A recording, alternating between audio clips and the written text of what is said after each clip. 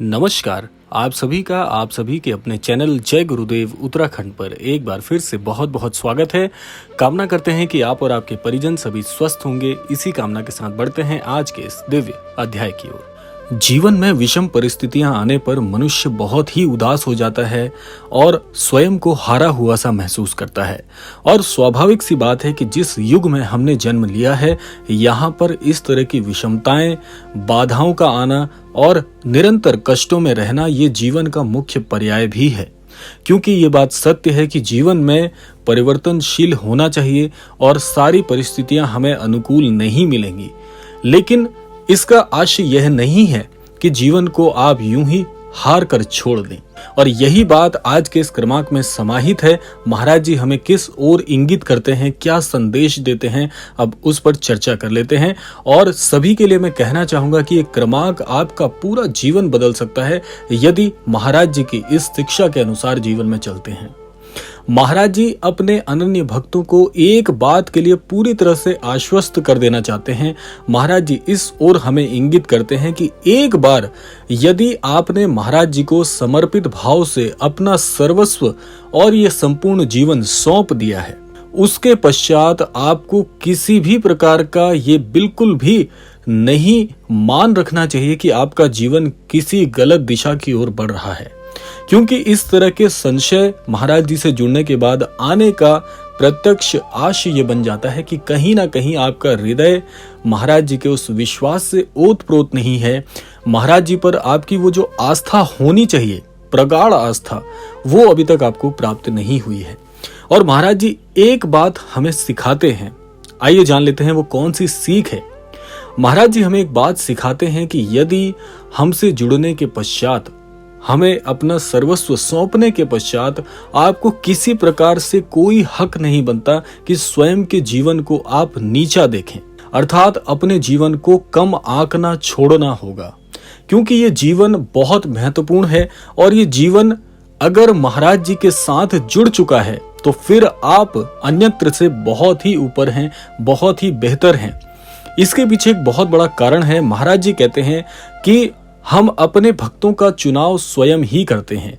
यानी कि अगर आप महाराज जी द्वारा चिन्हित कर लिए गए हैं, यदि महाराज जी के प्रति आपकी आस्था है, प्रगाढ़ता है, हृदय से हृदय का स्पर्श का अनुभव आपको हो रहा है महाराज जी के साथ, तो आप बिल्कुल भी गलत मार्ग पर हो ही नहीं सकते। इसी बात के लिए महाराज जी आश्वस्त करते हैं आपको कि ये जीवन सामान्य नहीं है। क्योंकि अभी महाराज जी ने आपको चिन्हित करके आपके संपूर्ण जीवन को बदलने की जिम्मेदारी अपने हाथों में ली है। तो अगर पग पग पर आपको कठिनाइयां मिल रही हैं, आपका जीवन बहुत ही अस्त व्यस्त हो गया है, तो इसका प्रत्यक्ष संबंध होता है कि अब आपके जीवन को सही दिशा मिलने वाली है। क्योंकि देखिए, सामान्य जीवन के जो जन होते हैं उनके जीवन में बहुत ही सुगमता होती है। उनका जीवन सरलतम एक सामान्य तौर पर गुजर कर अपने आयाम को प्राप्त कर लेता है। लेकिन जिस भक्त के जीवन में महाराज जी ने सफलता के आयाम सुनिश्चित किए होते हैं, जिसका जीवन महाराज जी बदलना चाहते हैं, ऐसे भक्त को तो कष्ट भी मिलेंगे, उसे बीच बीच में विषमताओं का सामना भी करना पड़ेगा, उसे कई बार प्रताड़ित भी होना पड़ेगा। क्योंकि आपका जीवन सरल नहीं होने वाला है। क्योंकि पहले आपको इस बात का आभास कराया जाएगा कि सही जीवन के मायने क्या होते हैं।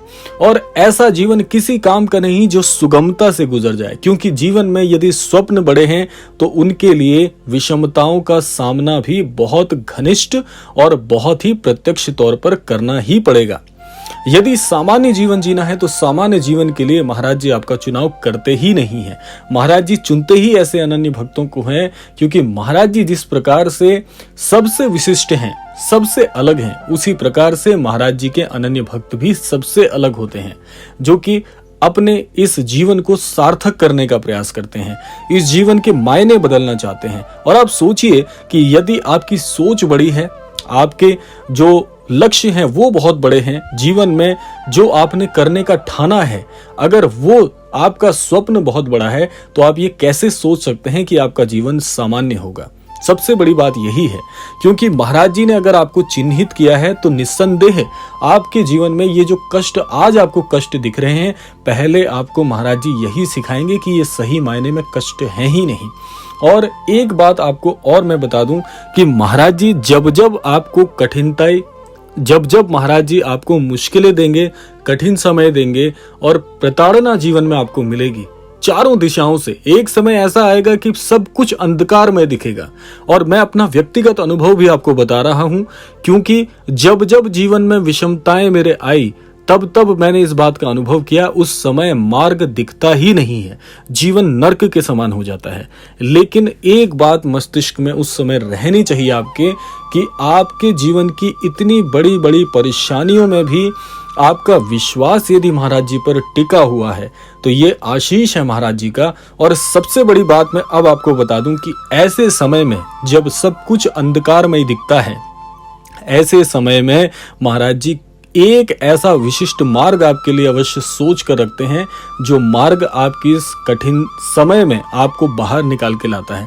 ऐसा कभी नहीं होगा कि सारी दिशाएं बंद हो जाएंगी, क्योंकि जब जब कठिन समय जीवन में आएगा, जब जब ये मुश्किलें आएंगी, उस समय भी आपके लिए एक मार्ग महाराज जी अवश्य छोड़ते हैं, क्योंकि ये वो परीक्षा की घड़ी आपकी चल रही है, ना कि आपके जीवन को नाशवान बनाया जा रहा है। ये सोच आपके मस्तिष्क में होनी चाहिए, क्योंकि परीक्षा के समय में जो शिक्षक होते हैं वो हमेशा मौन रहते हैं। आपने देखा होगा स्वाभाविक तौर पर जब भी विद्यार्थियों की परीक्षा हो रही होती है, क्या कोई विद्यार्थी उस समय शिक्षक से कोई प्रश्न का उत्तर पूछ सकता है? बिल्कुल नहीं। उस समय शिक्षक हमेशा शांत रहते हैं, कुछ नहीं बताते, कोई प्रत्युत्तर नहीं देते, क्योंकि परीक्षाओं में विद्यार्थियों को स्वयं ही उत्तीर्ण होना पड़ता है। लेकिन ऐसा बिल्कुल नहीं है कि परीक्षाएं तो चल रही हैं लेकिन शिक्षक आपको जीवन में आगे मार्गदर्शित नहीं करेंगे। यह आपकी अंतिम परीक्षा नहीं है, इसीलिए जीवन समाप्त नहीं होता।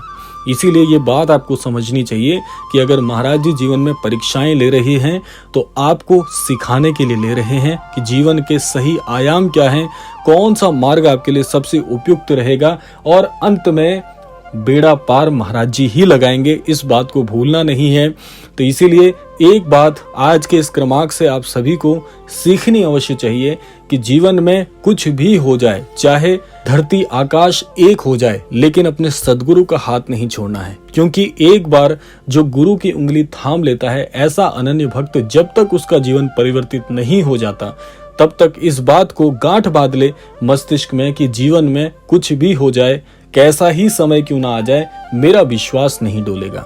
और यही इसी चीज की परीक्षा होती है कि ये अनन्य भक्त मुझ पर कितना विश्वास करता है, इसकी आस्था कितनी प्रगाढ़ है और इसका मान कितना अद्भुत है, जो कि अपने गुरु के सम्मान के लिए, अपने गुरु की शिक्षाओं के लिए नहीं टूटता, चाहे कितना ही विपरीत समय आ जाए। परीक्षा इसी चीज की तो होती है।